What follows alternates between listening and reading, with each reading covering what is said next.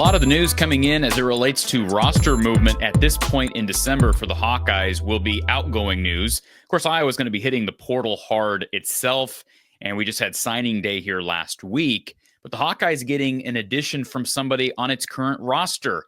An announcement from their head man on that offensive line, Logan Jones, just coming in moments ago. We'll react to it in just 1 second, but certainly significant for a unit that was a finalist for the Joe Moore Award here in 2024. Before we get to that news, I want to thank Tyler, Ryan, Brian, and the guys down at Bondurant at Iowa Floor Covering. That's IFC for short. Check out their website, iowafloorcovering.com. And if you're interested in their Tough Core Click Together 4.5 millimeter waterproof vinyl flooring, you can check it out by using the /DIY, or you can call them 515-379-7000.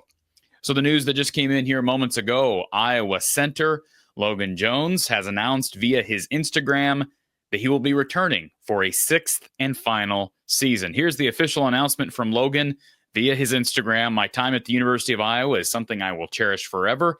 Representing the state of Iowa on Saturdays in the fall has created memories that will last a lifetime. To be able to wear the black and gold and swarm out with my teammates to the best fans in the country is truly special. To have the chance to be able to play in the NFL is something I have dreamed of since I was a kid, but I'm not done being a Hawkeye yet. Being a Hawk fan has been a dream come true, and I'm excited for one last season with my brothers. Go Hawks. So Logan making this announcement via his Instagram, and I think catching some people by surprise. There was always the speculation that this could happen. Recall that Logan Jones came in 2020, redshirted during that free year, and then played just 2 games in 2021. So I am not an expert on the logistics of the COVID-related stuff. I do know that this past season was sort of the end. We anticipated that being the end of the COVID exemptions, but with the situation like this, where he didn't play in 2020 and then played in just 2 games in 2021, my assumption there is that the 2020 redshirt basically doesn't count, because then he redshirted in 2021, right? Because the 2020 year was a free year. And even if that's not how the NCAA looked at it, and I'm sure you could dig and find that, it's not really too important for me to find that at this point, I guess. But even if the NCAA didn't look at it like that, I'm sure Logan Jones could get a medical exemption due to the fact that he was injured almost all of that 2021 year. So he's coming back for a 6th season. Surprise, surprise for that offensive line that's going to be dealing with the departures of both Mason Richman at left tackle and one of their 2 guards, Connor Colby, who was a first-team All-Big Ten selection. Now, Logan Jones was an All-Big Tenner himself, first team by the media and second team by the coaches, according to the AP release here this week. So certainly he's going to be a big part of Iowa, not only being able to sustain that level of run game without Caleb Johnson, that's a question mark, but they'll also be able to use this as a benefactor to a potential quarterback that comes in out of the portal.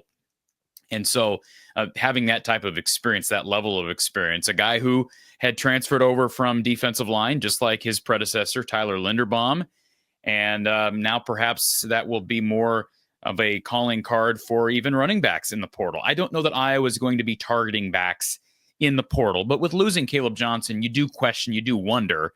I don't know of any roster movement at that position. Kamari Moulton, Jazz Patterson, Terrell Washington Jr., those guys will be returning, but Iowa did lose Caleb Johnson. They are losing Caleb and LaShawn Williams, who has since committed to Memphis and Kansas, 2 different spells of commitments there, but he's moving on from Iowa.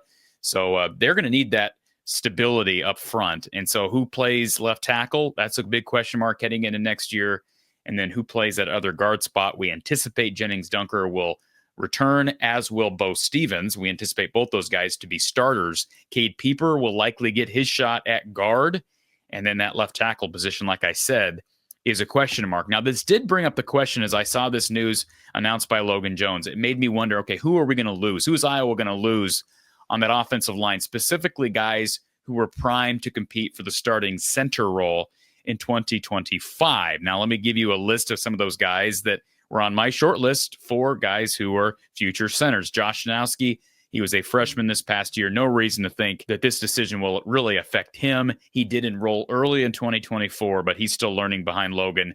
Leighton Jones, he just completed year number 2, redshirt freshman out of Indiana, Jeremy Chaplin, another one, redshirt junior, which means this next year will be his final season. Now, he's a walk-on. He has played some, including at center, but you wonder with Iowa trimming its roster down to 105, you hate to start predicting guys going into the portal, but you do wonder if perhaps we get a decision here from Jeremy Chaplin, who is a preferred walk-on at some point. And then Michael Myslinski is another guy. He's on scholarships, dealt with tons of injuries. His old high school teammate, James Rezar, recently entered the transfer portal. And with Myslinski's injury history and the fact that he's heading into year 5 himself, he's completing his redshirt junior year. And now the starting role appears to be nailed down by Logan Jones. Will Michael Myslinski stick around? Perhaps he could compete for that other guard spot. Do these guys want to do that or pursue opportunities somewhere else at center? There's a couple other guys to look for as future center. It's Cade Borid, the transfer from North Dakota, who was hit with an OWI during this past offseason. He was all Missouri Valley Conference newcomer of the year a couple of years ago. He is completing his redshirt sophomore year. So he would have another year after 2025 to get that role and win the job. But that has to be a disappointment on some levels for a guy like Borid, who is a center. Cade Pieper, I think, has more flexibility. He could probably play center, but I'm guessing he'll end up as one of the starting guards if things pan out as expected. So I'd say the two names to really watch for right now, Jeremy Chaplin, Michael Myslinski. And Chaplin, I think, grew up a Hawkeye fan, I think, if I'm not mistaken. I didn't look that up before recording that video. I'm kind of just going off on a tangent here, but I think he grew up, if I recall, as a Hawkeye fan, and Cade Borid did as well. Not that that ultimately makes a difference. We just saw Jeff Bowie, who grew up in West Branch. We just saw him enter the portal to kind of get a fresh start, especially with the injuries he's been dealing with. So congratulations to Logan Jones.